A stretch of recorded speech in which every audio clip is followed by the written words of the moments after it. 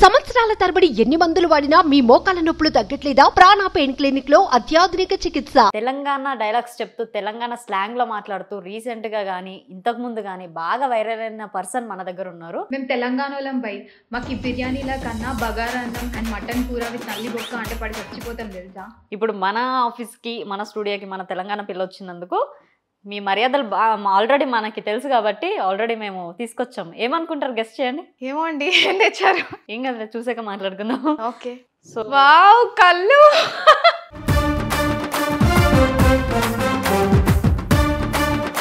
Me looking మాత్రం cute ఉంది, slang మాత్రం వేరే ఉంది. తెలంగాణలో అందరు ఇట్లానే ఉంటారు. ఇట్లనే ఉంటారా? మేము బంగారంలో ఉంటాం చూడడానికి. నీ లైఫ్ లో బాగా సపోర్ట్ చేసే పర్సన్ ఎవరు? మా డాడీ ఎక్కువ. నేను ఏదంటే అది అంటాడు, నేను తప్పు చేసిన ఆయన ఒప్పే అంటాడు. తెలంగాణ అంటే మన కేసీఆర్. కేసీఆర్ గురించి చెప్పాలంటే ఏం చెప్తారు? ది గ్రేట్ లీడర్ అండి. ఆయన వల్లనే ప్రౌడ్గా చెప్పుకుంటున్నాను నేను. తెలంగాణ నాది, మనది, మన తెలంగాణ.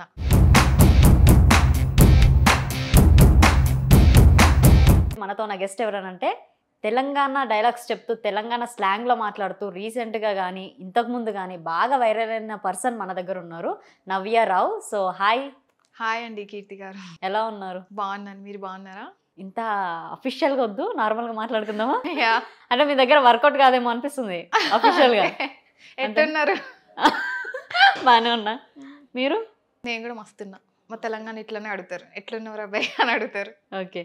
చిన్నప్పటి నుంచి ఈ లాంగ్వేజ్ బాగా అలవాటు కదా, అంటే ఇంకా దానిలోనే పుట్టినాం కాబట్టి. అయ్యా తెలంగాణ ఈయనే పుట్టి పెరిగినా కాబట్టి ఆ భాష బాగా అలవాటు. మన తెలంగాణలో ఎట్లుంటుందంటే అవతలోళ్ళు ఏదన్నా కొంచెం మిస్ మ్యారేజ్ మాట్లాడినా కూడా అసలు తట్టుకోలేదు మన బ్లడ్. తట్టుకోలేదు, అది అంతే మన రూట్స్లోకి వెళ్ళి పుట్టింది లాంగ్వేజ్ ఏదన్నా కూడా. ఇంకొకటి మన ఇంట్లో చెప్తుంటారు, అరే నువ్వు ఆడపిల్ల, నువ్వు ఇట్లుండాలి అట్లుండాలి అని. అంటే అదంతా కాదు, మనం తెలంగాణ అంతేనా? మన తెలంగాణలో ఆడపిల్లలు ఎట్లుంటారు, ఆడపుల్లిలు లెక్క ఉంటారు. అంతే. ఉన్నారా మీరు? ఉన్నా, బరాబర్ ఉన్నా. బరాబర్ ఉంది. నాకు మీ లుకింగ్ మాత్రం క్యూట్ ఉంది, స్లాంగ్ మాత్రం వేరే ఉంది. అంతే. తెలంగాణలో అందరు ఇట్లానే ఉంటారు. ఇట్లనే ఉంటారా? మేము బంగారంలో ఉంటాం చూడడానికి, లోపల మాత్రం పులి అట్లనే ఉంటుంది. అంతే, నిద్ర పోతుంటది సిచ్యువేషన్ లో, బయటకు సిచ్యువేషన్లో వస్తుంది. ఓకే. మన తెలంగాణలో ఇంటికి వెళ్ళగానే మర్యాదలు చేస్తుంటారు, అవునా?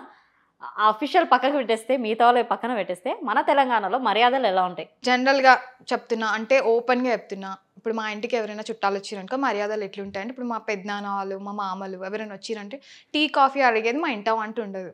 వస్తే రా అన్న చేయగాడు కూసుందాం తాగుదాం అని మాట్లాడుకుంటారు. కనీసం ఒక్క పెగ్గన తాగకుండా వాళ్ళని బయటకు పంపం మేము.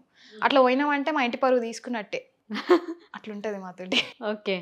ఇప్పుడు మన ఆఫీస్కి మన స్టూడియోకి మన తెలంగాణ పిల్ల వచ్చినందుకు మీ మర్యాదలు ఆల్రెడీ మనకి తెలుసు కాబట్టి ఆల్రెడీ మేము తీసుకొచ్చాం. ఏమనుకుంటారు గెస్ట్ చేయండి. ఏమో అండి ఏం తెచ్చారు? ఏం కదా చూసాక మాట్లాడుకుందాం. ఓకే. సో వావ్ కళ్ళు చూసిరా, అది మా తెలంగాణ పిల్ల అంటే ఇంతవరకు ఎవ్వరు ఇట్లా గౌరవించలేరు. చూసిరా మా తెలంగాణలో మర్యాదలు ఇట్లుంటాయి. అదేం కళ్ళు గెస్ట్ చేయండి, మీకు బాగా తెలిసి ఉంటుంది. తాటి కళ్ళు. చూసిరా, చెట్టు మీదకి దించిన కళ్ళు అనమాట. ఇట్లుంటాయి మర్యాదలు అంటే మా తెలంగాణలో. మీరు చేసుకుంటారు ఇట్లా టీయో కాఫీయో ఇస్తారు చండాలంగా, ఇట్లా ఇచ్చిరా ఎప్పుడైనా? అది మా తెలంగాణ మర్యాదలు అంటే. కంపల్సరీ టేస్ట్ చేస్తా. తెలంగాణలో మన కళ్ళులలో వెరైటీస్ ఉంటాయి. తాటి కళ్ళు అని, చెట్టు కళ్ళు అని, నీరా, ఇవన్నీ ఉంటాయి. మీరు ఇవన్నీ టేస్ట్ చేశారా? అన్ని టేస్ట్ చేస్తా. ఓకే. ఇది ఆల్కహాల్ అని చాలా మంది అనుకుంటారు, అవునా? దీని గురించి మన తెలంగాణ పీపుల్స్ తాగుతారు కాబట్టి వాళ్ళకి జస్ట్ ఒక ఆయుర్వేదిక్ చిట్కలాగా, అవునా? మీరేం చెప్తారు ఆ మాటలు? అసలు ఫస్ట్ ఆఫ్ ఆల్ దీని ఆల్కహాల్ కంటెంట్ అనుకునే వాళ్ళు మూర్ఖులు చెప్పాలంటే. ఇది మనం అయితే మన దేవుళ్ళకి ఇది నైవేద్యంగా మేము సమర్పిస్తాం కూడా. ఇప్పుడు ఎల్లమ్మ తల్లికి, పోచమ్మ తల్లికి ఎట్లా అంటే బోనాల టైంలో మామూలుగా ఏమైనా జాతరలు ఉన్నప్పుడు కళ్ళు సాక్క పోస్తున్నాం అని అంటారు. ఇప్పుడు ఇది ఆల్కహాల్ అంటే, ఇప్పుడు ఆల్కహాల్ పెట్టలేం కదా మనం పోయి, ఇప్పుడు విస్కీయో బ్రాందీయో వెళ్ళి తీసుకెళ్ళి పెట్టలేం కదా అమ్మవాళ్ళకి. ఇది చెట్టు మీదకి వెళ్ళి వచ్చిన ప్యూర్ కళ్ళు. ఏంటంటే కొంతమంది ఎట్లా బిజినెస్ కోసం దాన్ని కల్తీ చేస్తున్నారు, అందులో ఏదో మిక్స్ చేసి మత్తు రావడం కోసం అని ఏమో చేస్తున్నారు. అది తప్పు. కానీ న్యాచురల్ చెట్టు మీద నుంచి దింపిన కళ్ళు అయితే అది మనం కన్జ్యూమ్ చేసుకుంటే లేడీస్కి చాలా మంచిది. మెయిన్లీ ప్రెగ్నెంట్ ఉమెన్ కూడా కన్జ్యూమ్ చేసుకోవచ్చు. అంతేకాకుండా కిడ్నీలో స్టోన్స్ కూడా పోతాయి అంటారు ఇది తాగితే. అంత మంచిది. టేస్ట్ కూడా మనకి సేమ్ కోకోనట్ వాటర్ లానే ఉంటుంది. అంతే. దీని ఏదేదో ఊహించుకుంటారు ఇదేందో మందు మందు అన్నట్టు, కానీ ఇది అసలు మందు కాదండి. మీరు తాగారా మరి? మస్తు సార్లు తాగిన. మస్తు సార్లు. తెలంగాణ లో పుట్టి పరువు తీసినట్టే నేను టేస్ట్ చేయలేదంటే. ఏ ఏజ్ నుంచి తాగిరు? అంటే ఇంటర్ 16 మామూలుగా అయితే సిచ్యువేషన్ ఎలా వచ్చింది? టెంపుల్ దగ్గరనా లేదా? టెంపుల్ దగ్గరనే అండి. ఇప్పుడు మేము జాతరలు చేసినప్పుడు మేకను కోసినప్పుడు అట్లా కంపల్సరీ కళ్ళు సాక పోస్తాం కదా తీర్థం లాగా. మన దాంట్లో ఏ ఫంక్షన్ అయినా కానీ కళ్ళు కేసులు దిగుతాయి. అంతే మరి. అసలు కళ్ళు లేకపోతే అది ఎక్స్పెక్ట్ చేసుకుని వెళ్తాం కదా మనం కళ్ళు ఉంటది అన్నట్టు. ఇప్పుడు మగవాళ్ళందరూ బీర్ అవి ఇవి తాగినా కూడా ఆడవాళ్ళ కోసం అని కంపల్సరీ తెప్పిస్తారు. అవును, బికాస్ లీగల్ గా హ్యాపీగా తాగే డ్రింక్ ఇది. ఇప్పుడు జనరల్ గా వేరే వాళ్ళు థమ్స్ అప్ స్ప్రైట్ ఎట్లా తాగుతారో మన తెలంగాణలో ఎట్లా అంటే కళ్ళు అట్లా తీసుకుంటారు అనమాట. ఒక థమ్స్ అప్ స్ప్రైట్ లాగా బిర్యానీ తింటూ కళ్ళు తాగుతూ ఎంజాయ్ చేస్తారు అనమాట. లాస్ట్ ఎప్పుడు తాగింటారు కళ్ళు? నేనా అవుతుంది ఒక 1 month అయింది. 1 month అయింది. ఓకే.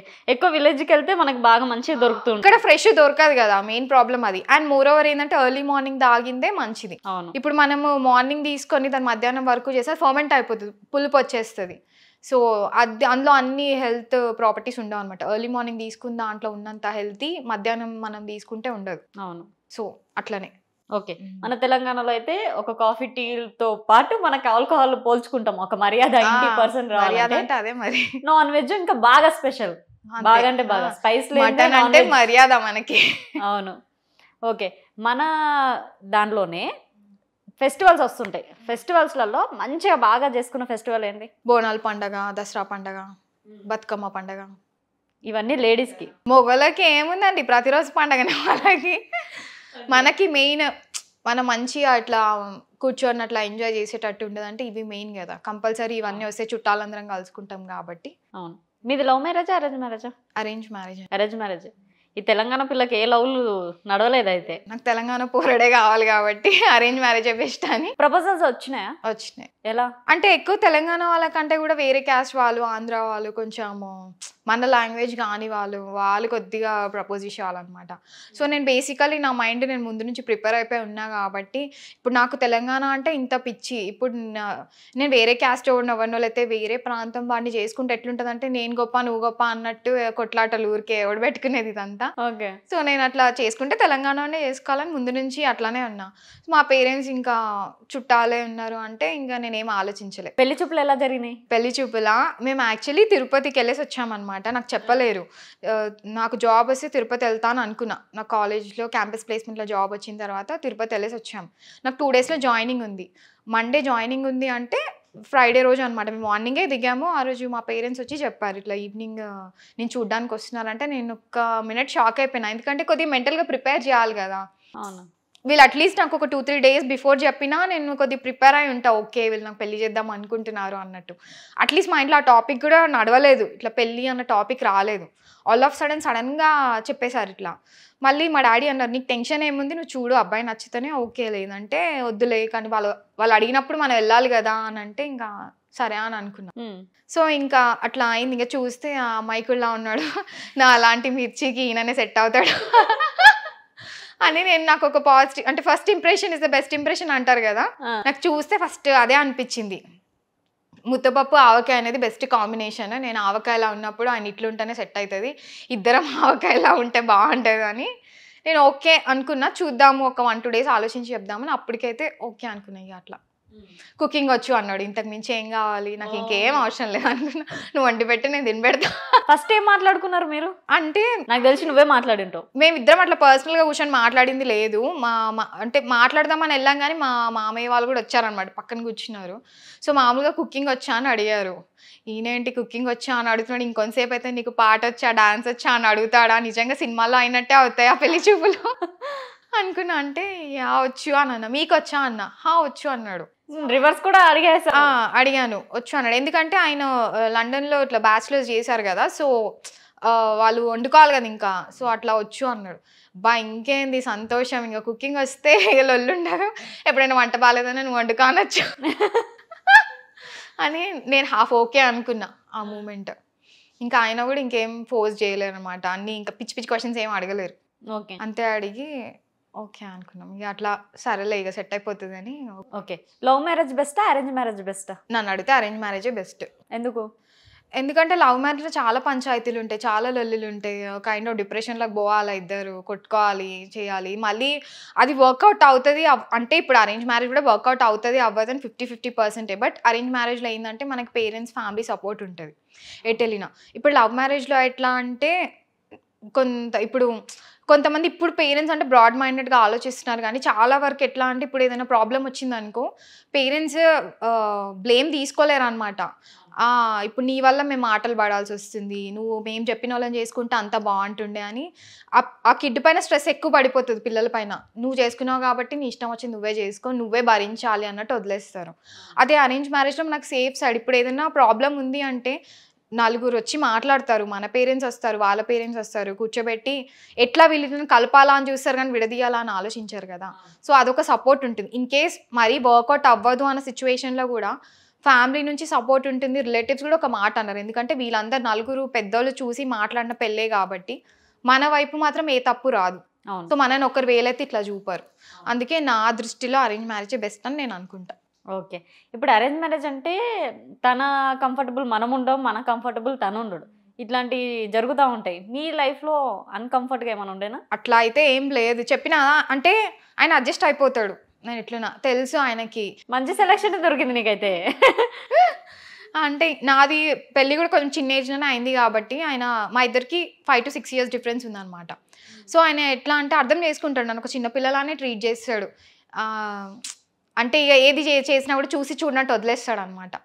సో అండర్స్టాండింగ్ ఉంది కాబట్టి నాకు ఎప్పుడు అట్లా అనిపించలేదు. ఇంకొకటి అరేంజ్ మ్యారేజ్ అంటే మనకి ఒక 5 years 6 years గ్యాప్ ఉన్న పర్సన్నే చూస్తారు. ఎందుకని? బాయ్స్కి మెచ్యూరిటీ ఉండదు కదా. అబ్బాయిలు ఇప్పుడు చూసుకుంటే ఇప్పుడు ఒక 10th class బాయ్ అండ్ గర్ల్ని మీరు కంపేర్ చేశారనుకోండి, గర్ల్కి ఉన్నంత మెచ్యూరిటీలో 50% కూడా అబ్బాయికి ఉండదు. ఇంకా కిడ్డిషే ఉంటాడు అబ్బాయి. సో అందుకే ఇప్పుడు అమ్మాయికి ఏమో చాలా మెచ్యూర్డ్ ఉంటుంది ఏదేం చేయాలని. ఇప్పుడు మీరు ఒక 20 రూపీస్ అమ్మాయికి ఇస్తే ఆ 20 రూపీస్ ఏం చేయాలా, ఎట్లా చేయాలి అని ఇంకా మిగిలించుకొని మరి ఇంటికి తీసుకుపోతుంది. అదే అబ్బాయికి ఇస్తే ఇంకో 10 అప్పు చేసి మరి ఖర్చు పెట్టుకొని వస్తాడు ఆయన. సో అట్లా ఉంటుంది. అందుకే కొంచెం పెద్ద ఏజ్ ఇస్తే బ్యాలెన్స్ అయిపోతుంది అనమాట వీళ్ళిద్దరికి. అందుకే అట్లా పెద్ద ఏజ్ వాళ్ళని అంటారు. ఈ మధ్యకాలంలో చాలా మందికి తెలియక సేమ్ ఏజ్ వాళ్ళు 1 year డిఫరెన్స్ ఉంటాయి చాలా అనుకుంటారు. కానీ అట్లా ఉండే వాళ్ళకి ఏంటంటే ఈగో క్లాషెస్ ఎక్కువ ఉంటాయి, అండర్స్టాండింగ్ ఉండదు. ఫస్ట్ నువ్వెంత అంటే నేనెంత అన్నట్టు ఉంటారు, అర్థం చేసుకోరు. కొంచెం పెద్ద ఏజ్ వచ్చే వరకు ఏంటంటే వాళ్ళకి మెచ్యూరిటీ వస్తుంది, చిన్నపిల్ల కదా అన్నట్టు కూడా ఆలోచిస్తారు. సో అది మనకు కూడా ఎట్లా అంటే కొంచెం ఇప్పుడు ఎవరైనా హస్బెండ్ని ఏవండి అని పిలుస్తున్నారు, అసలు లేనే లేదు. ఇప్పుడు మా ఆయన 5 years డిఫరెన్స్ కాబట్టి నేను ఇంతవరకు ఆయన పేరు పెట్టి ఒక్కసారి కూడా పిలవలేదు. అందరినీ ఒరే రారా పోరా అని ఎవరైనా అంటగానే ఆయన అనలేదు, ఏవండి అనే పిలుస్తాను నేను. బికాజ్ ఏంటంటే ఏజ్ పెద్ద కదా, ఆటోమేటిక్గా గౌరవం అనేది వచ్చేస్తుంది. అది ఉంటేనే హస్బెండ్ అండ్ వైఫ్ రిలేషన్షిప్ కూడా స్ట్రాంగ్ ఉంటుంది. అది ఇది ఎట్లా అంటే పెద్దవాళ్ళు ఫస్ట్ చెప్తుంటే నేను అనుకుంటే లేదంతా ఇట్లా చెప్తారు అని అనుకుంటుండే, మా అమ్మమ్మ నాన్నమ్మ వాళ్ళు చెప్తుంటే. అది పర్సనల్గా ఎక్స్పీరియన్స్ అయినాక ఒక్కొక్కటి నాకు తెలిసేది అనమాట. సో ఇప్పుడు సేమ్ ఏజ్, ఇప్పుడు నా ఫ్రెండ్స్ ఉన్నారు సేమ్ కాలేజ్ క్లాస్ ఉన్న వాళ్ళని మనం ఎట్లా అండి గిండి అని పిలవం కదా, ఏరా పోరా అనే పిలుస్తాము, రెస్పెక్ట్ రాదు. అదే మనకంటే పెద్ద ఏజ్ కాబట్టి ఒక 3-4 years డిఫరెన్స్ ఉంటే ఆటోమేటిక్గా ఆ ఏజ్ గ్యాప్కి మనకు రెస్పెక్ట్ వస్తుంది, బాండ్ కూడా మంచిగా ఉంటుంది. అట్లా ఉంటే ఇప్పుడు నేను ఆయనకు రెస్పెక్ట్ ఇస్తున్నా కాబట్టి ఆయన కూడా ఏమన్నా నా ఒపీనియన్స్ చెప్పినా కూడా ఆయన నాకు రెస్పెక్ట్ ఇస్తాడు. సరే ఇదేదో చెప్తుంది కదా ఆలోచిద్దాము అన్నట్టు. సో అంటారు అన్ని పాతకాలం ఇవన్నీ, కానీ ఆ పాతకాలం వాళ్ళు ఏం చెప్పినా అందులో ఒక ఉద్దేశం ఉంటుంది, అది తెలుసుకోవాలి చాలామంది. ఏందో వీళ్ళు ఏదో పాత చింతకాయ పచ్చడిలా బిహేవ్ చేస్తారంటారు, కానీ నేనైతే ఓల్డ్ స్కూల్ టైప్ అనమాట. చూడ్డానికి మోడర్న్గా కనిపిస్తా కానీ లోపల మాత్రం అన్నీ అప్పటివే ఉన్నాయి. నాకు లవ్ లెటర్ సిస్టమ్ ఫోన్లో ఐ లవ్ యూ చెప్పిన దానికన్నా ఒక లెటర్లో రాసి అట్లా పెడితే ఎంత మురిసిపోతుంది తెలుసా, ఆ లెటర్ని దాచిపెట్టుకుంటా. అట్లా దాచిపెట్టుకురా అట్లా చెప్తురంటే పక్క దాచిపెట్టుకుంటా. అట్లాంటివి ఇష్టం నాకు. మేము ఫస్ట్ టైం గోవా వెళ్ళినప్పుడు ఫ్లైట్ ఎక్కినా అనమాట మా హస్బెండ్ తోటి. ఆ పిక్చర్ ఇప్పటికీ క్యాప్చర్ చేసుకొని నా ఫస్ట్ ట్రిప్ అని చెప్పి అట్లా పెట్టుకున్నాను అనమాట. సో అట్లాంటివి ఇష్టం. అదే ఫోన్లో మెమరీస్ ఏముంటాయండి, మన మెమరీ కార్డ్ మార్చితే అటు ఇటు మిస్ అయితే పోతాయి. నాకు ఆల్బమ్స్ ఇష్టం, ఇంకా ఫోన్లో మెమరీస్ ఏం చూస్తాము. ఆల్బమ్ అయితే ఎప్పుడు అంటే అప్పుడు కొంచెం మూడు బాగాలేనప్పుడు ఓపెన్ చేసి చూసుకోవచ్చు. సో అట్లా. ఓకే, చిన్న ఉన్నప్పటి నుంచి మనం ఇప్పటిదాకా కానీ మీ పెళ్ళయిన దాకా కానీ చేసిన థింగ్స్ ఉంటాయి, చిలిపి పనులు, ఇంట్లోకి తెలియకుండా దాచుకోవడం కానీ, ఆ పని తెలియవద్దు వాళ్ళకి, అది చేసిన మనం తింగర్ పని అని వాళ్ళకి తెలియద్దని, అట్లా మీరేమైనా చేసిరా? ఏం చేయలే కానీ కాలేజ్లో ఒకసారి గేట్ దుంకినా అనమాట బంగ్ కొట్టడానికి. యాక్చువల్లీ నేను నా ఫ్రెండ్, నా బెస్ట్ ఫ్రెండ్ ఉంటుంది, మేమిద్దరం ఏంటంటే ఆ రోజు ఇట్లానే ఒక ప్రోగ్రామ్ అవుతుంది కాలేజ్లో, ఇట్లా సమ్ ట్రెడిషనల్ డేకి రిలేటెడ్ ప్రోగ్రామ్ అవుతుంది. మేము ఎప్పుడెప్పుడు కాలేజ్ 3:30 గంట కొట్టగానే ఎప్పుడు బయట ఉండాలా అని మేము ఎదురు చూస్తుంటాము. ఆ రోజు ఏంది, ఆ ఈవెంట్ వల్ల గేట్స్ అన్నీ క్లోజ్ అనమాట, 5 దాకా గేట్స్ తెరవరంట. మేము 5 దాకా గేట్స్ తెరవాలంటే ఏం చేస్తాం, ఇంతసేపు 3:30 దాకా భరించడే ఎక్కువ అంటే ఇంకో 2 గంటలు ఉండాలంటే ఎవడుంటాడు ఇక్కడ అని ఎంతసేపు వాచ్మెన్ని పర్మిషన్ అడిగినా ఆయన ఇవ్వడు. మా కాలేజ్ సెక్యూరిటీ గార్డ్ ఎట్లా అంటే ఆయన ఒక సీఎం పిఎంకి సెక్యూరిటీ గార్డ్ ఎంత స్ట్రిక్ట్ ఉంటారో అట్లా ఉంటాడు ఆయన. అస్సలు ఒప్పుకోడు తెలుసా. ఇప్పుడు సపోజ్ ఎవరైనా నేను బ్రైబ్ చేద్దామని చూసినా కూడా అన్న నీకు 100 రూపాయలు ఇస్తే గేట్ వద్దు అంటే కూడా తీసుకెళ్ళి మమ్మల్ని హెచ్ఓడి ముందు నిల్చోబెడతాడు. అంత స్ట్రిక్ట్ అనమాట. అట్లాంటి సెక్యూరిటీ కానీ నేను ఇంతవరకు చూడలేదు.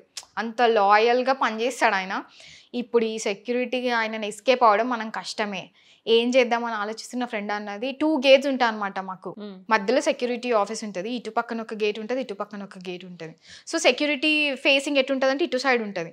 సో ఆయన ఇటు అయిపోవాలనే చూస్తుంటాడు, మనం ఈ గేట్ దుంకి వెళ్ళిపోదాము అని అన్నది. నేనన్నా రిస్క్ ఏమో అనే అవసరమా అని అంటే చెయ్యాలి అప్పుడప్పుడు లైఫ్లో, రిస్క్ లేకపోతే మిగిలేది రస్కే, ఏం కాదు దుంకి వెళ్ళిపోదాము అని అన్నది. సరే అని చెప్పి ఫస్ట్ మేము ఏం చేసినాం, బ్యాగ్స్ విసిరేసినాం అటు ఇటు గేట్ మెల్లగా ఎక్కి నా ఫ్రెండ్ ధైర్యం చేసి అటు పక్కన దుంకేసింది. నేను సగం దుంకే వరకు వెనకాల అబ్బాయిలందరూ ఓ అని అరుస్తున్నారు. అయ్యో అంతే, అయ్యా దొరికిపోయామని చూసే వరకు సెక్యూరిటీ వాడు ఉరుక్కుంటూ వచ్చాడు. మా ఇద్దరిని తీసుకెళ్లి ప్రిన్సిపల్ ముందు నిల్చోబెట్టాడు. అయ్యో దేవుడా, ఆమెకి ఏం చెప్పాలో అర్థం కాదు, ఎందుకు ఇట్లా చేసినామని. అసలు అమ్మ ఆ రోజు అయితే మర్చిపోలేను. ఆమెకి ఏదేదో చెప్పినాము. ఏదేదో అంటే ఇట్లా నా ఫ్రెండ్ దిల్చుక్ నగర్ వెళ్ళాలి, ఈ బస్సెస్ అవైలబుల్ ఉండో, స్కూటీ తెచ్చుకోలేదు మేము, వాళ్ళ ఇంట్లోకి వచ్చే ఎమర్జెన్సీ సిచ్యువేషన్, తెలిసి కదా ఏం కహానీలు చెప్తాము, ఏదో అల్లి ఏదో ఒక స్టోరీ అల్లి ఏదో చెప్పాము. చెప్తే ఆమె ఏంటంటే బిజీగా ఉందన్నమాట, అప్పుడు షో అవుతుంది కదా కాలేజ్లో. సో తను మా మీద కాన్సన్ట్రేట్ చేసి అంత లేకుండే ఆ టైంలో. సో వదిలేసింది, మీ సంగతి నేను తర్వాత చూసుకుంటాను వదిలేసింది. కాకపోతే ఆమె మర్చిపోలేదు. ఓకే, కాలేజ్లో ఏ సెమినార్ అయినా కూడా ఈ మధ్య కొంతమంది అమ్మాయిలు గోడలు దుంకుతున్నారు, గేట్లు దుంకుతున్నారు, ఏంటి ఇట్లా తయారవుతున్నారు మీరు అని ప్రతిసారి మమ్మల్ని పాయింట్అవుట్ చేయడం, అందరు మా వంక చూడడం. మీ వల్లనే మాకు మాటలు వస్తున్నాయని. ఇప్పుడు నేను తెలంగాణతో ఫేమస్ అయినా కదా, అట్లా కాలేజ్లో గేట్ జంప్ చేసి ఫేమస్ అయినాం అనమాట. వీళ్ళిద్దరు గేట్ జంప్ చేసిరు కదా అని అనేటోళ్ళు మమ్మల్ని చూసి. మరి ఎగ్జామ్స్లో కాపీ అయితే అలవాటు లేదండి, ఏదొస్తే అదే రాయాలన్నట్టు ఉంటుండే. నాది ఇంకా ఫస్ట్ రోల్ నెంబర్ అనమాట. సో నేను ఏం చేద్దాం అనుకున్నా నడవదు, ఫస్ట్ బెంచ్లోనే చావాలి నేను అటు తిరగలేను ఇటు తిరగలేను. సో అది మాత్రం లేకుండా ముందు నుంచి అంతే. నా ఇనిషియల్ ఏ కాబట్టి ఎప్పుడు అంతే, ఫస్ట్ రోల్ నెంబరే నాది. సో నాకు బేసికల్లీ కాపీ కొట్టే ఆప్షన్ లేదు. లేనందు గొట్టలు లేదంటే దాంట్లో కూడా ఎరగదిస్తుండే అంతేనా? అంతే.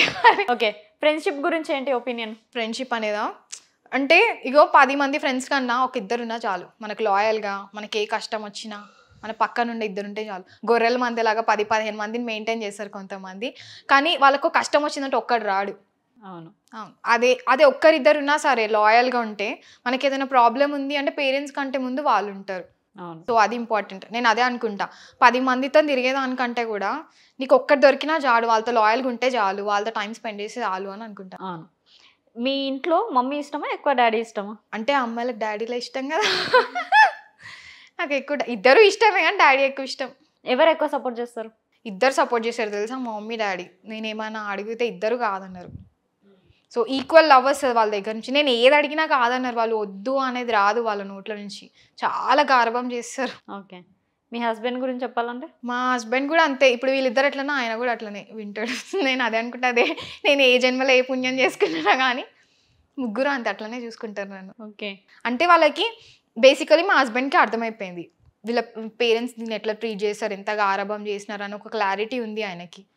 సో ఏదన్నా నా ఒపీనియన్ చెప్పినా ఏ చెప్పినా నేను మొండిగా చేస్తాను తెలుసు. ఒక్కొక్కసారి ఆయన కోపం వస్తుంది, అంటే కొంచెం మొండిగా చేస్తుంది అని తెలుస్తుంది, కానీ ఎక్కడ నన్ను ఆపాలని చూడడు. సరేలే పోనీలే అన్నట్టు వదిలేస్తాడు అనమాట.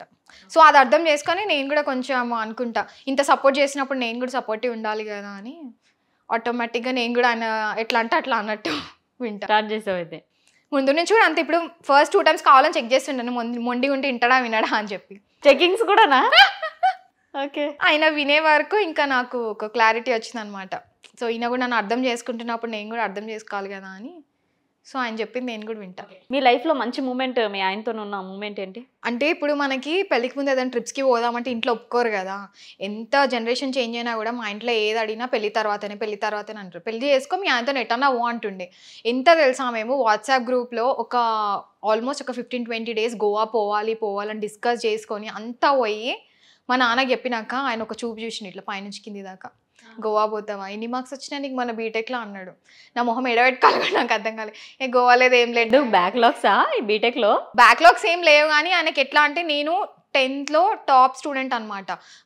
నేను యాక్చువల్లీ చదువుకుంది భాష్యం స్కూల్లో. సో నాది టాప్ 3. నాకు బాసర సరస్వతి దేవి దగ్గర నుంచి నాకు అమ్మవారికి పెట్టిన లంగావని ఇచ్చారనమాట. సో ఇంటర్లో కూడా అంతే, టాప్ స్టూడెంట్నే నేను. సో బీటెక్ వచ్చే వరకు ఎట్లా అంటే ఫ్రెండ్స్ కొంచెం అట్లా సర్కిల్ ఎక్కువ అయిపోయి తిరగడం అది చేసి పాస్ అంటే 70%, 75%. అంటే మా డాడీ నన్ను 90sలో చూసిండు. ఆయన 90% 75 ఏంది అన్నట్టు ఆయన. అందుకే నువ్వు ఎక్కడ ఉండాల్సిందా నువ్వు ఎందుకు పర్సెంటేజ్ తగ్గుతుంది అని ఒక ఫీలింగ్. బ్యాక్లాగ్ అయితే ఇంతవరకు ఒక్కటి కూడా లేదు. వచ్చింది రాసుకుంటూ పోవడము, పాస్ అవ్వడం అంతే. అది పాస్ అవ్వడం పక్కా. ఆయనకి ఏదైనా పర్సెంటేజ్ ఉండాలి, టాప్లో ఉండాలి నా బిడ్డ ఎప్పుడు అన్నట్టు ఆయనకి. సో ఆయన అది లేదు కానీ ఎటో తిరుగుతుందంట అన్నట్టు, లేదు నీకు పెళ్లి చేస్తాం బీటెక్ అయినాక, నువ్వు ఏడనన్నా పో మీ ఆయనతోటి అని అంటుండే. ఇంకా మా పెళ్ళైన తర్వాత ఇంకా నేను ఫస్ట్ మా హస్బెండ్ ఎటు వెళ్దాము అని అంటే కూడా నేను అసలు గోవా పోవాలని ఉండే, ఎట్లుంటుందో చూడాలని ఉంది. అందరు చెప్తారు కదా, ఇప్పుడు ఫ్రెండ్స్ అందరికి ఒక గిల్టీ ఫ్యాంటసీ అది, వెళ్ళాలి గోవా ట్రిప్ ఏందో చూడాలి, అసలు అక్కడ ఏముంటుంది చూడాలి అని. సో నాకు అది ఉంటుండే గోవా వెళ్ళాలి అని. సో ఆయన సర్ప్రైజ్ ఇట్లా ప్లాన్ చేసి రేపు మనం వెళ్తున్నాము అని చెప్పి తీసుకెళ్ళింది అనమాట. అట్లా ఫస్ట్ ఫ్లైట్ ఎక్కడం ఆయనతోటే అండ్ తీసుకెళ్ళింది. నేను అనుకున్న డెస్టినేషన్ గోవాకి. సో అది మెమరబుల్ నాకు. ఓకే, తెలంగాణ అంటే మన కేసీఆర్ గురించి చెప్పాలంటే ఏం చెప్తారు? ది గ్రేట్ లీడర్ అండి. ఆయన వల్లనే ప్రౌడ్గా చెప్పుకుంటున్నాను నేను, తెలంగాణ నాది, మనది, మన తెలంగాణ. ఇప్పుడు మనకి చూడండి 2010 బ్యాక్ చాలా మందికి తెలియదు తెలంగాణ అని ఒక ప్లేస్ ఉంది, హైదరాబాద్ తెలంగాణకి బిలాంగ్ అవుతుంది, తెలంగాణ స్లాంగ్ ఇంత క్రేజ్ ఉంటుంది అని ఎవరికీ తెలీదు. ఆంధ్రప్రదేశ్ అని ఒకటే తెలుసు. సో మామూలు జనరల్గా ఆంధ్ర మాట్లాడే వాళ్ళు వీళ్ళ వరకే ఉంటారు అని అనుకుంటుండే నేను. లిటరలీ నేను కూడా అట్లనే అనుకుంటున్నా. ఆంధ్రప్రదేశ్ అంటే మనం ఆంధ్ర అన్నట్టే అనుకుంటుండే. ఎందుకంటే మన స్టేట్లో ఆంధ్రప్రదేశ్ అంటాం కదా. సో ఇట్లా సపరేట్ ఇట్లా ఒక తెలంగాణ అన్నట్టు ఉంటుంది అన్నట్టు ఆ ఏజ్లో అయితే తెలియదు నాకు. సో ఇట్లా మన తెలంగాణ నుంచి గొడవలు బందులు జరుగుతుంటే హ్యాపీ అయ్యేది నాకు. స్కూల్ లేదు ఏం లేదు, బంద్ అని హ్యాపీ ఇంట్లో కూర్చోవచ్చు అని ఉంటుండే నాకు. సో మా డాడీ అట్లా కూర్చోబెట్టి చెప్తుండే అనమాట, ఎక్కడైనా స్కూల్లో చెప్పిరా నీకు తెలంగాణ గురించి అని చెప్పి, ఇట్లా ఇన్ని స్టేట్స్ ఉంటాయి, ఇంతమంది ఉంటారు అన్నట్టు ఇట్లా చెప్పిరా ఏమన్నా అని చెప్తుండే. సో నాకు అప్పుడు అనిపించింది, ఇప్పుడు మనం ఇండిపెండెన్స్ డేని ఇంత బాగా సెలబ్రేట్ చేసుకుంటాం, మన ఇండియా అన్నట్టు మనకు ఒక కంట్రీ ఉంది అని చెప్పి. ఎవరికైనా కూడా ఇప్పుడు అబ్రాడ్ వెళ్ళినా కూడా, లేకపోతే కొంతమంది హాస్టల్లో ఉన్నాడు, వాళ్ళు ఊరిని మర్చిపోరు. ఊరికి వెళ్తే ఎంత ఆనందం వస్తుంది, అరే మా ఊర్రా మన ఊర్రా అన్నట్టు చెప్పుకుంటారు. వాళ్ళ ఊర్లో ఉన్న గొప్ప ప్లేసెస్ గురించి చెప్పుకుంటారు. అట్లా అప్పుడు మనకు చెప్పుకోవడానికి ఏముంది కూడా నాకు తెలిసేది కాదు. ఇప్పుడు ఎంత ప్రౌడ్గా చెప్పుకుంటాం, హైదరాబాద్ మనది, చార్మినార్ మనది, గోల్కొండ మనది, రుద్రమదేవి మన వారియర్ అని చెప్పి ఎట్లా చెప్పుకుంటున్నాం. సో ఇదంతా ఎట్లా పాసిబుల్ అయింది, తెలంగాణ వచ్చిన తర్వాతనే పాసిబుల్ అయింది. అంతకుముందు ఎవరేం చెప్పలేరు. అందుకని నాకు కేసీఆర్ గారు అంటే చాలా రెస్పెక్ట్, చాలా ఇష్టం ఆయన అంటే. మీరు నమ్మరు కానీ ఆయన మన టీఆర్ఎస్ పార్టీ ఓడిపోయినప్పుడు ఆయన కూడా అంత ఫీల్ అయిందో లేదో కానీ ఓ రోజు అంతా నేను ఎటో ఆలోచిస్తున్నాను, అసలు ఏమైపోయింది కేసీఆర్ గారు ఓడిపోవడం ఏంటి. మళ్ళీ చాలామంది పోస్టులు పెట్టినారు, ఇదేంటి అసలు అన్ఎక్స్పెక్టెడ్ రిజల్ట్, ఇది టీఆర్ఎస్ ఎందుకు రాలేదు అది ఇదని చాలామంది పెట్టినారు. మరి ఎవరు ఓటేసినట్టు నాకు అర్థం కాదు. అందరు అట్లా ప్రతి ఒక్కరు ఫీల్ అయి పెట్టేస్తున్నారు రీల్స్ అందరూ. మరి ఎవరు ఓటేసినట్టు, ఎవరు సంతోషంగా ఉన్నట్టు నాకు అర్థం కాలేదు అప్పుడు. సో అయినా కూడా ఫీల్ అయిందో లేదు తెలియదు కానీ నేను మాత్రం చాలా ఫీల్ అయినా. మెయిన్లీ కేటీఆర్ గారు అసలు మనకి అఫ్కోర్స్ నేను ఒప్పుకుంటా, చాలామంది యువత చాలామంది ఉన్నారు, జాబ్స్ చాలా తక్కువ ఉన్నాయని. కానీ ఎంతో అంత మనకి జాబ్స్ వచ్చినాయంటే అది ఆయన చాలా స్ట్రగుల్ చేశాడు. చాలామంది కంపెనీస్ని తీసుకొచ్చిండు మన హైదరాబాద్కి. ఇప్పుడు మన హైదరాబాద్ ఇప్పుడు one of the top IT సెంటర్గా ఉంది అంటే ఇప్పుడు మన తెలంగాణ వచ్చిన తర్వాత ఆయన అది డెవలప్ చేయాలి అని అనుకొని చేసిన తర్వాతనే మనకి ఈ పొజిషన్ ఉంది ఇప్పుడు. సో అందుకని I respect both of them అనమాట. మొత్తానికి నీ లైఫ్లో బాగా సపోర్ట్ చేసే పర్సన్ నాకు మా డాడీ ఎక్కువ. నేను ఏదంటే అది అంటాడు, నేను తప్పు చేసిన ఆయన ఒప్పే అంటాడు. డాడీ వల్లనే కదా ఈ స్లాంగ్ కానీ పవర్ కానీ పౌరుషం కానీ అన్నీ అన్నదే. ఆ బ్లడ్ గ్రూప్ కూడా అయినదే. మంచి మూమెంట్ ఏమన్నా ఉందా డాడీతోని? డాడీ తోట చిన్నప్పుడు అంటే ఇదే, ఆయన నేను ఏది అడిగినా కాదన్నాడు. ఇట్లనే 10th నాకు టాప్ వచ్చిందని ఇక డైమండ్ రింగ్ వేయించింది అనమాట. అప్పట్లోనే ఇది చాలా కాస్ట్, అంటే 2010లోనే ఇది ఆల్మోస్ట్ 60,000 పడింది రింగ్. సో నేను షాక్ అయినా అనమాట. 60,000 అంటే అప్పుడు చాలా బల్క్ అమౌంట్ కదా 2010 టైంలో. ఆయన నన్ను తీసుకెళ్ళి ఇట్లా ఇదంతా కొలిపిస్తున్నాడు, హ్యాండ్ సైజ్ ఎంత, ఫింగర్ సైజ్ ఇదంతా.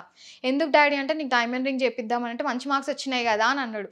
అసలు నాకు గోల్డ్ అంటే చాలా ఇష్టం అనమాట. ఏది అడిగినా నేను అదే అంటుండే, డాడీ నాకు గోల్డ్ కావాలి, నాకు గోల్డ్ చైన్ కొని, నాకు ఇది కావాలి అది కావాలని అంటుండే. సో అట్లా దీనికి గోల్డ్ అంటే ఇష్టం కదా అని ఫస్ట్ రింగ్ అది నా చేతికి ఉన్న ఇట్లా రింగ్, అది చాలా బెస్ట్ మూమెంట్ నాకు. మా డాడీ ఇంత కాస్ట్లీ గిఫ్ట్ ఇచ్చిందా నాకు అని.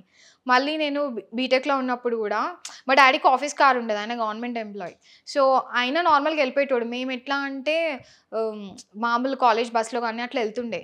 అయితే నాన్న డాడీ నాకు కార్లో పోవాలని ఉంది అని అన్న, అంతే. మా డాడీ అసలు ఒక్క నిమిషం ఆలోచించలేడు అన్న. నేను అంటే అప్పుడు కిడ్డిష్ కానీ సిచ్యువేషన్ ఎట్లుంది ఏంది అని కూడా ఆలోచించకుండా నేను అడిగితే అసలు 1 minute కూడా ఆలోచించకుండా ఆ మంత్లోనే బుక్ చేసిరు అనమాట. సో మా చుట్టాలందరికీ కూడా తెలుసు అట్లా బిడ్డ ఏదైనా అడిగితే ఆయన చేయకుండా ఉండడు అని. సో ఆయనతో చాలా మూమెంట్స్ ఉన్నాయి, 1 2 కాదు. మాకు చెప్పాలంటే 1 week ఒక మూమెంట్ వస్తూనే ఉంటుంది ఏదో ఒకటి. ఒక్కటంటే షేర్ చేసుకోలేను ఆయనతో. ఎవ్రీడే కాల్ మాట్లాడుతూనే ఉంటావు మమ్మీ డాడీతో? రోజు అమ్మో ఎవ్రీడే కాదు, 1-2 గంటలకు ఒకసారి. ఇప్పుడు మన షో అయిపోయినాక కూడా మాట్లాడతా.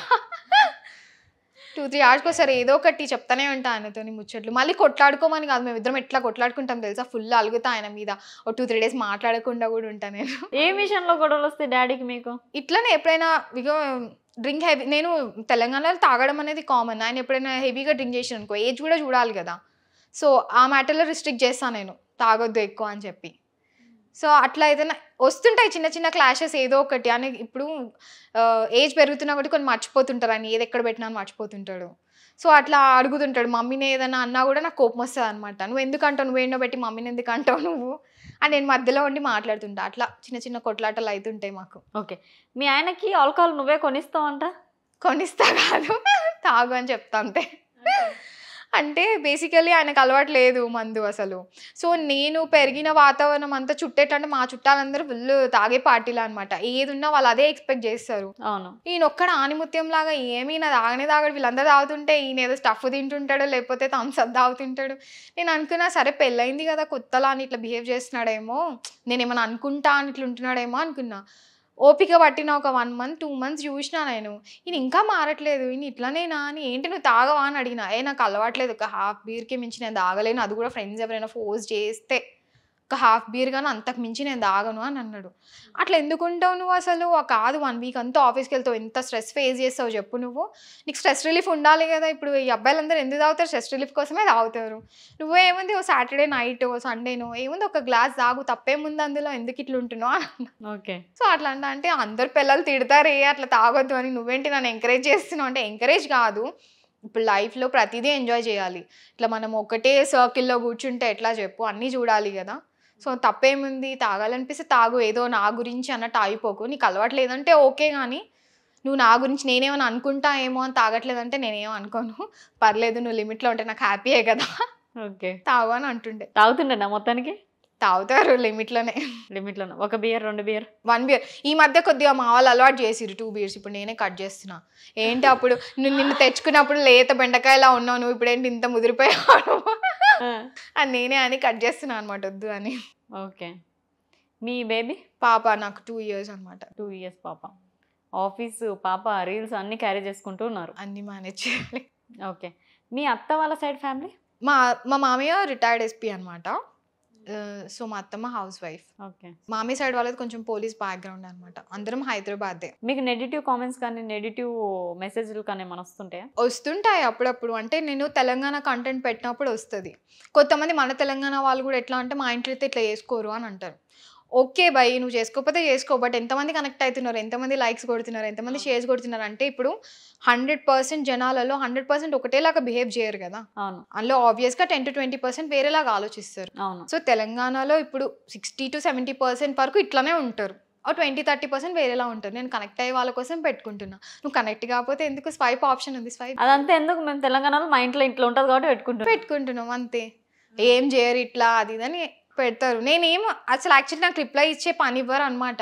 తెలంగాణ వాళ్ళు మనోలే కామెంట్లు పెట్టుకుంటారు, నీ ఇంట్లో కాకపోతే నువ్వు మూసుకోరా, మా ఇంట్లో అవుతుంది ఇట్లని, అందుకే పెట్టిందని. నిజమే కదా, ఫ్యాక్టే కదా. వాళ్ళే పెట్టుకుంటారు. నేను అదే అనుకుంటా, వీళ్ళు అసలు నాకు శ్రమ కూడా ఇవ్వరు, అసలు వీళ్ళే చూసుకుంటారు అన్ని. అంతే. జనరల్ కంటెంట్కి ఏం రాదు, తెలంగాణ కంటెంట్కి వస్తాయి నెగిటివ్ కామెంట్స్. ఓకే. కానీ నేనేం పట్టించుకొని అవి. లైఫ్ గోల్ ఏమైనా పెట్టుకున్నారా? లైఫ్ గోల్ ఏం లేదు, కానీ నాకు సీరియల్స్లో చేయాలని ఇష్టం. ఓకే. మొత్తానికైతే సీరియల్స్ కూడా ఎందుకో సీరియల్స్కి వెళ్ళాలని ఉంటుంది. అంటే ప్రతి ఇంట్లో మోగుతాం కదా మనం. సినిమా అంటే 3 గంటలు చేసి మర్చిపోతారు, సీరియల్ అయితే ప్రతిరోజు 1 గంట వస్తా. అని అది ఏళ్ళ తరబడి వస్తూనే ఉంటుంది సీరియల్. సో మనము జనాలకి ఇంకా బాగా తెలుస్తామని నాకు సీరియల్స్ అంటే కొంచెం. మీరు ఫస్ట్ తీసుకున్న ఆల్కహాల్ ఏంటి? నేను ఆల్కహాల్ తాగలేదండి, కళ్ళే తాగాను. ఇప్పటిదాకా అంటే టేస్ట్ చేశాను, టు బీ ఫ్రాంక్ అబద్ధం ఎందుకు, నేను బ్రీజర్ టేస్ట్ చేసిన, ఇంకా అంతే. బ్రీజర్ ఒకటే టేస్ట్ చేసిన. బియర్ లేదు అమ్మ, అంత రిస్క్ చేయాలనుకోలేదు కూడా నేను తెలుసు కదా ఇప్పుడు మా ఇంట్లో ఎట్లా అంటే నాకు ఎంత ఫ్రీడమ్ ఇవ్వాలో అంత ఇస్తారు. ఎందుకు ఇస్తారంటే వాళ్ళకి నా మీద నమ్మకం కాబట్టి. నేను ఏది రాంగ్ స్టెప్ తీసుకున్న నమ్మకం కాబట్టి వాళ్ళు నాకు ఇంత ఫ్రీడమ్ ఇస్తారు. ఇప్పుడు నేను ఏ వీడియోస్ చేసినా కూడా వాళ్ళకి ఫుల్ సపోర్ట్ ఉంది వాళ్ళ నుంచి, బికాస్ నేను ఒక తప్పు చేయనని వాళ్ళకి తెలుసు. సో వాళ్ళకంత నా మీద నమ్మకం ఉన్నప్పుడు నేను ఇట్లాంటి పిచ్చేషాలు వేస్తే బాగోదు కదా, అందుకే. But why should boys have all the fun, అందుకే అని చెప్పి అప్పుడప్పుడు కజిన్స్తోని బ్రీజర్ అయితే టేస్ట్ చేసిన. సో మిగతా ఏంటంటే స్పూన్ అనమాట. స్పూన్తోని ఏదో ఇప్పుడు మనకి కుకింగ్ షోలలో యాంకర్స్ ఎట్లా టేస్ట్ చేస్తారు ఏదైనా వంట చూడమంటే, అట్లా ఒక స్పూన్ అట్లా టేస్ట్ చేసి వదిలేసిన, ఓహో దీని టేస్ట్ ఇట్లా ఉంటుందా అని, అంతే. అంతకుమించి వేరే కళ్ళు మాత్రం తాగుతాం అనమాట. ఏదున్నా మా కళ్ళు తెప్పిస్తేనే వస్తామంటాం. Okay, thank you so much Navya garu. చూసారుగా ఇంటర్వ్యూ. నెక్స్ట్ ఇంటర్వ్యూతో మేము ముందుంటా. Signing off Keerthi. హాయ్ అండి. సుమన్ టీవీలో మీ పర్సనల్ అండ్ బిజినెస్ ప్రమోషన్స్ కోసం కింది నెంబర్కి కాంటాక్ట్ చేయండి.